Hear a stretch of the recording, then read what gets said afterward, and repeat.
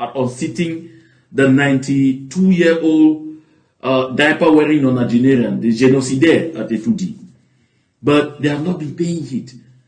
People have not understood why, in this circumstance where everybody should be motivated more about kicking Biya out, changing the country, and they appear to have a chance with Issa Chiroma Bakare, but why are people dragging feet to do the needful? For you to understand it, I'd like us to go back through Jean-Paul Sartre before getting on to this whole phenomenon. Jean-Paul Sartre says to do evil, a human being must first of all believe that what he is doing is good. To do evil, a human being must first of all believe that you convince yourself that what you are doing is good.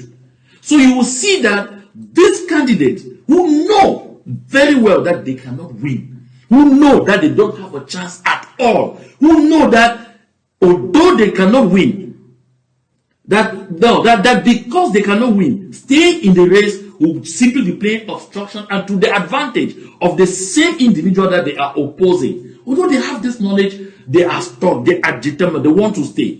I heard somebody talking about O.C. Joshua, the chairman of the Social Democratic Front, who is also candidate for that party, saying that he is so worried and disappointed. I have a video of that. It's not my bother, my concern to play that. That he said that about 80% of O.C. Joshua's campaign is not against Paul Biya, but against other candidates of the opposition.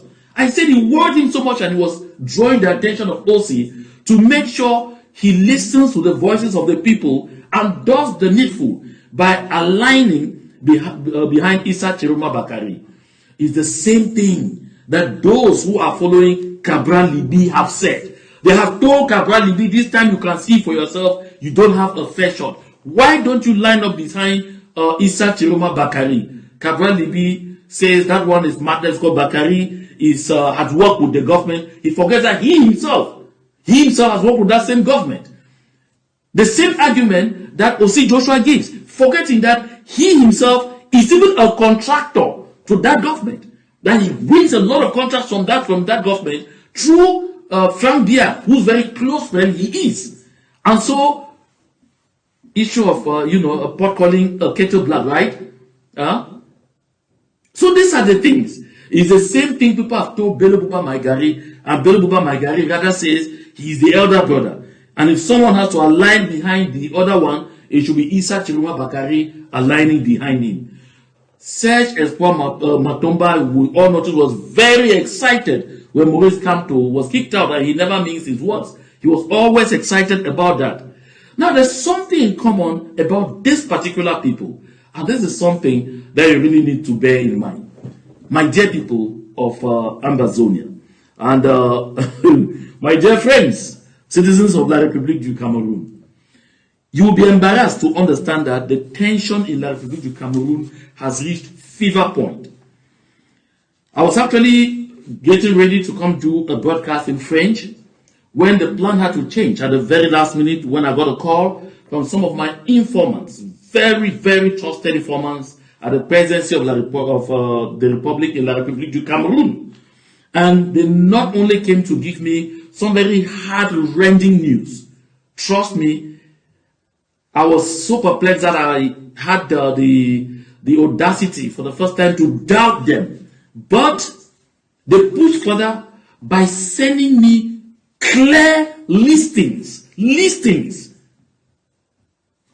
They manipulate this paperwork. They send me clear paperwork to prove that the information was accurate. And for a while, I went speechless. I could not talk. They made clear to me that there is no sleep in Etudi. At the presidency of the Republic right now, there is no sleep. In fact, the matter is so hot. The tension is so much. Biya doesn't even know what is going on from what my sources say. Ferdinand Gongo and Chantal Biya have lost sleep altogether. And it's Ferdinand Gongo coordinating everything right now. So the information I received, and from the slip that I have right before me here, and which I actually can read and confirm, and when I say this, you are this candidate, you think that I'm lying, you say I've defamed you, I assure you, you are free to go ahead and sue me. And I will be ready to come up and answer. Ferdinand Gongo, in the last few days, has dished out 4 billion, listen well, 4 billion CFA francs, 4 billion CFA francs to some candidates in the ongoing presidential race in the opposition. The only condition expected of them for being able to receive this money is to make sure that they don't get into any coalition with Issa Chiroma Bakari. I mean, that is the only. That condition has a part 1 and part B. The part B is that they will also recognize the result of the election as proclaimed by the Constitutional Council as soon as the Constitutional Council proclaims its results. These candidates are, number 1, the first person who gave his accord and had his money wired. The money was wired, it was not given cash. Wired, that's why I have the evidence. Wired in cash is O.C. Joshua Nambangi. O.C. Joshua Nambangi received 1 billion CFA francs to make sure he doesn't go close to any form of agreement, any form of coalition with Issa Chiroma Bakari. And he has to be on hand to accept and recognize the result of the election as shall be proclaimed by the Constitutional Council of La République du Cameroon. So Joshua O.C. Nambangi already has his 1 billion CFA francs resting in his account, which account number has also been made available to me right here.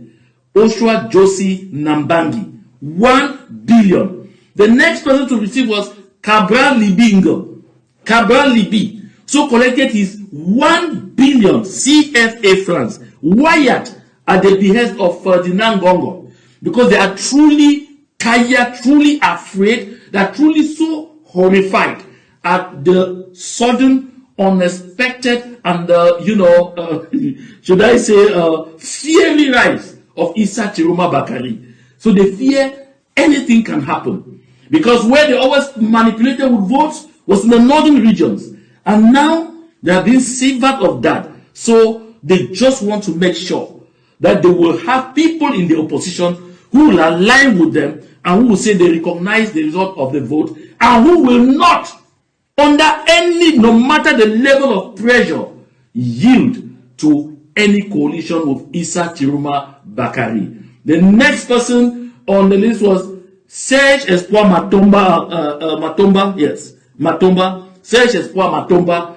This young man you see here, there is 1 billion in CFA resting in his account right now. I mean, as we speak, 1 billion in CFA. His is already fully deposited. 1 billion CFA francs in his bank account as we speak. Serge Espoir Matomba. So Serge Espoir Matomba, of course, don't talk about coalition with him. Don't talk about anything with him. Don't talk about change with him. He has already had his change. His change is already in his bank account. And the last person they roped in, hold your breath, Bello Buba Maigari. Bello Buba Maigari, his own money deposited in his account at 4:38 p.m. on the 9th of October. That was yesterday, 2025. 1 billion CFA francs to Bello Buba Maigari. They have been in talks with Bello Buba Maigari. They have been discussing, they have been exchanging. He had been trying to, raise the bargains. And at the end of the day, they made him understand that if he did not want to accept the money, they could also find a reason to incriminate him. And so he finally yielded yesterday. He told them he was beginning to, function with them. It became, the pressure was even very high after Bello Buba Maigari had this meeting with Issa Chiroma Bakari. After this meeting with Issa Chiroma Bakari, that's when he was enrolled for this particular purpose.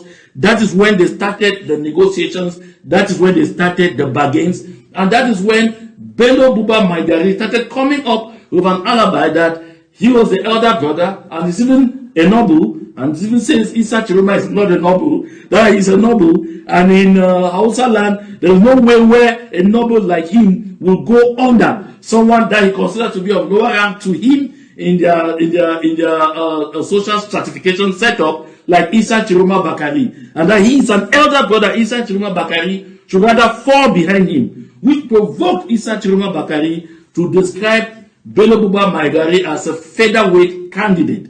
So in the end, Bello Buba Maigari cashed in 1 billion CFA. So for those like Abubakar Usman May and others who have been fighting very hard, doing everything, working behind the scenes and dreaming that Bello Buba Maigari could at some point accept to get into a coalition with Issa Chiroma Bakari, you can well forget about that. Bello Buba Maigari is already on the other side. Because in addition to the 1 billion CFA francs, Bello Buba Maigari has been assured a return into the government. Oh yes, Bello Buba Maigari has been assured a return into the government, which will be formed by Ngongo and Chantabia. That's what it is. So those who are out there hoping, praying that at the last minute they could see this picture finally go up and be real and be, something that is approved by the two candidates, you can throw this one to the dustbin. Bello Buba Maigari has collected his 1 billion CFA francs. Bello Buba Maigari is no longer on the same page or on the same page with anyone who has been clamoring that you are expecting change and all of those things. For Bello Buba Maigari, on ne change pas le changement. So Bello Buba Maigari is out of the game. You can go very well to forget about it. When I saw this, when I received this paperwork, I felt so sad and I felt so bad for my brother.